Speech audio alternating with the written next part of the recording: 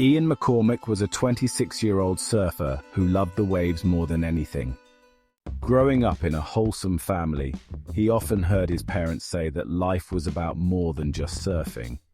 They tried to get him to keep a job and to think about his future. But Ian didn't listen. All he cared about was finding the perfect wave, and he was always putting things off, never really thinking about his purpose in life.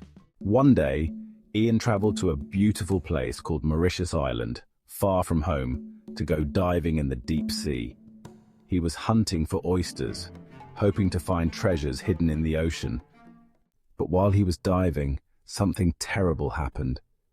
Ian was stung by not just one, but 5 deadly box jellyfish. Their poison started to spread through his body, and his life began to fade away. As he was being rushed to the hospital in an ambulance, Ian felt weaker and weaker. He thought he was going to die. When he arrived at the hospital, the doctors and nurses sprang into action, fighting to keep him alive. He could hear their voices, strained and desperate, as they tried everything they could to save him.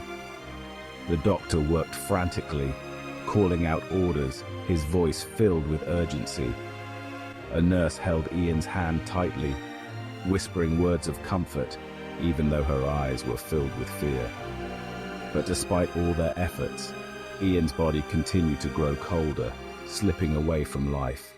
Ian felt himself drifting, like he was floating between 2 worlds.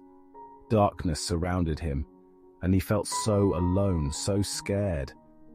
In that moment, he realized how far he had gone from everything he once knew.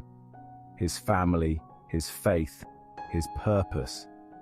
He didn't want to die, but he felt helpless. Then, just as he was losing hope, a vision came to him. It was his mother's face, bright and clear, her eyes full of love. She looked at him, her expression strong and calm, as if she knew he was in trouble. In the vision, his mother spoke softly, her voice filled with warmth and strength, saying, "Ian, no matter where you are, no matter how far you feel from God, just call out to him." He had scarcely muttered a prayer when a scary figure grabbed him and said, "Ha ha ha, I got you. Find out the end of that story by purchasing the book in the description."